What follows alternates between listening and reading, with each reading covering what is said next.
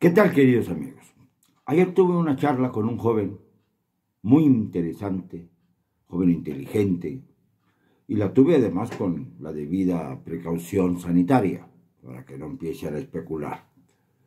Y me hacía una pregunta, un cuestionamiento sobre si objetivamente no encontraba yo nada positivo en el régimen de Andrés Manuel López Obrador.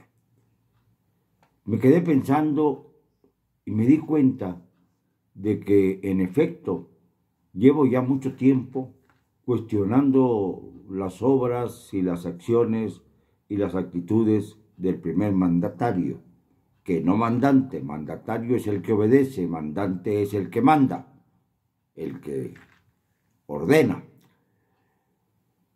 Y traté de revisar paulatinamente algunos de los actos de gobierno de Andrés Manuel para encontrar lo positivo, lo bueno. Bueno, pues es positivo que todas las mañanas nos hable, pero brevemente, con un resumen de hechos y no como una plataforma mediática. A mí no me gustan las mañaneras porque se han vuelto repetitivas y absurdas, pero tienen su sustento en la importancia de informar. Importancia de informar que Andrés Manuel no nos concede a quienes somos críticos de su gobierno. Luego pensé en que, en un principio, me pareció muy importante la obra que se iba a hacer del Tren Maya, porque iba a impulsar el turismo en una región en la que se ha invertido poco en los últimos años, en las últimas décadas. En una región que parecía olvidada, segregada del país, y que durante mucho tiempo estuvo prácticamente aislada hasta que se lograron hacer los famosos puentes allá por Ciudad del Carmen, mi querida Ciudad del Carmen. Y entonces ya se integró a la península de Yucatán por vía terrestre sin tener que pasar por aquellas terribles pangas. Pues bien, el Tren Maya se convirtió en una olla podrida de corrupción, como lo fue el nuevo aeropuerto de la Ciudad de México, que lamentablemente en Texcoco se había convertido en una especie de botín para muchos empresarios prósperos. Se combatió la corrupción, pero destruyendo los cimientos de una obra que pudo terminarse con menos dinero de lo que costó cancelarla. Y además, para colmo, se le entrega a la administración de un nuevo aeropuerto, Felipe Ángeles, a la Secretaría de la Defensa Nacional, quien a su vez acoge a los mismos empresarios que estaban en Texcoco, listos para operar, para que ellos sean los que también hagan negocio en el aeropuerto de Andrés Manuel. Ya hay que llamarlo de esta manera, aunque no se llame como él. Entonces, me encuentro con que el Tren Maya ha servido para que uno de los grandes aliados de este régimen, Alfonso Romo Garza, aunque ya no sea jefe de la oficina de la presidencia, que no encontró sustituto del personaje tan importante era, que decidieron desaparecer la oficina. Ya no hay consejero, por lo menos en los hechos, del presidente de la República. Pero Alfonso Romo siguió siendo enlace entre el presidente y los empresarios. Esto suena a un amafiamiento innecesario, porque por un lado se fustiga a los empresarios y por otro lado se les acoge dentro de esa cobertura inmensa de los consejeros que detrás de bambalinas se acercan al presidente y le demandan cualquier tipo de prerrogativas para ejercer sus posibilidades de negocio. Entonces, tampoco ahí. Romo, por ejemplo, acaparó el agua de la península, diciendo que con sus empresas iba a hacer que se produjera o que se extrayera más agua, porque en la península ustedes saben que basta con excavar, excavar, excavar y encontrarán siempre agua, aunque los pozos sean muy profundos, pero siempre habrá agua. Es una de las características de la península de Yucatán. Lamentablemente ahora el agua va a ser acaparada por las empresas de Romo. Y entonces el Tren Maya va a servir, como está sirviendo al propio presidente, para elevar las plusvalías de los terrenos circundantes, entre ellos los adquiridos por Romo, y el rancho La Chingada, que es propiedad de la familia López Obrador, aunque diga el presidente que ya la cedió en vida como herencia a sus hijos, en una operación bastante oscura. Luego, pues seguí tratando de investigar, de hacer el análisis de qué cosas positivas podría yo aportar a favor del presidente.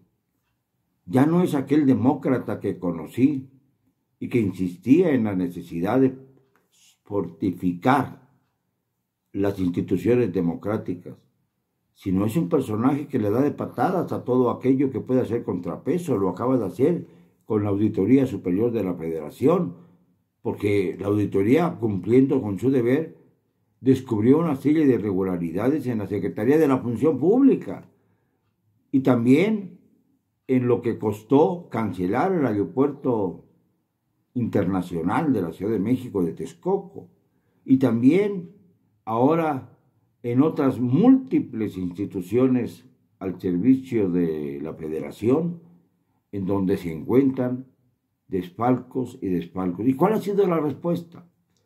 La respuesta ha sido una furiosa actitud del presidente, que ha mandado al Congreso la iniciativa para tratar de investigar a la Auditoría Federal a la Auditoría Superior de la Federación cuanto pueda investigarse sobre por qué, según el presidente, mintió en dar las estadísticas que dio.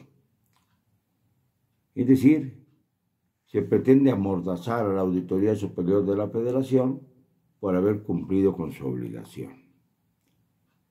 Si los datos que tiene el presidente son otros, como ya sabemos que siempre los tiene, cuando se hace una denuncia, sobre todo periodística o crítica, pues entonces tendremos que confrontar quién es el que dice la verdad, porque es evidente que la auditoría en cuestión, pues con mucho valor, dio a conocer sus datos y no le agradaron al presidente.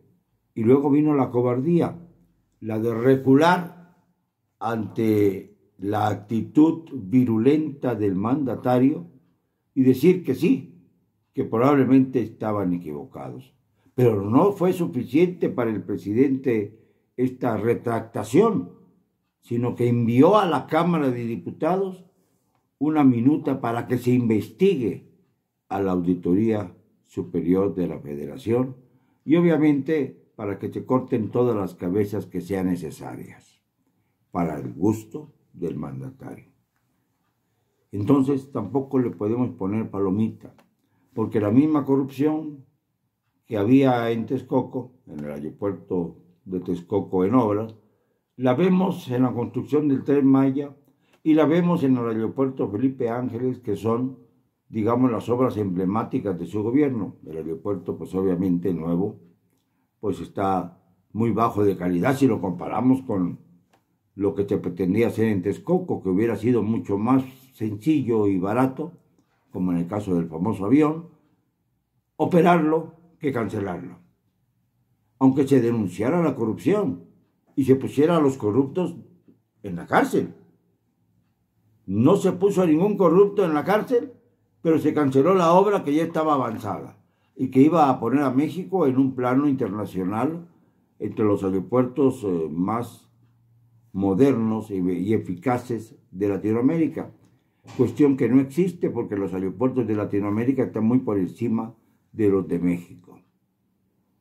Me seguí en esta relatoría para encontrar todo lo positivo que pudiera y me enfrenté siempre a que las decisiones del presidente, las positivas, por ejemplo, cuando decidió cancelar el outsourcing, es decir, el hecho de recontratar a los empresarios, a los obreros, a los trabajadores, para tratar de evitar que tuvieran las mismas canonjías que la ley del trabajo, la ley federal del trabajo, concede a los trabajadores.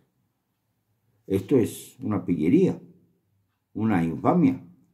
Y sin embargo, el presidente, cuando vio la reacción de los empresarios, de los que tienen que ver con el famoso outsourcing, reculó, como lo hizo la auditoría de la Superior de la Federación, reculó y quedó congelado el asunto. Ahora se van en contra del señor Beiruti, que es el rey del outsourcing, pero a él en lo personal, castigándolo a él en lo personal, y no a quienes han impedido que se realice la reforma respectiva. No ha tenido, pues, un piso sólido López Obrador, porque no sabe gobernar. Ya es hora de que lo digamos. El problema es que cuando no se sabe gobernar, hasta las buenas intenciones se convierten en pésimas decisiones. Por ejemplo, el destinar tanto dinero a los ninis que no estudian y no trabajan, en vez de utilizar ese dinero en cuestiones que sirvan para elevar la productividad, es decir, para poner a trabajar a esos ninis, ¿no? Para darles becas para que sigan en su misma calidad ominosa de improductivos. Hace mucho en México se perdió la idea de la productividad, que es la que genera verdaderamente la riqueza. Y al perderse esta situación, hemos perdido el rumbo de lo que verdaderamente es importante. Salvar la riqueza de México y asegurar el desarrollo del país. Lo siento, no encontré cosas positivas en el gobierno de López Obrador. Lo reflexioné mucho. Sí, tiene que haber cosas positivas en este gobierno, pero todas se han desviado, todas se han congelado, todas han sido víctimas de la soberbia del propio presidente, que no quiere rectificar nada y quiere imponerlo todo. Lo siento, no me van a callar. Y lo digo con cero cobardía.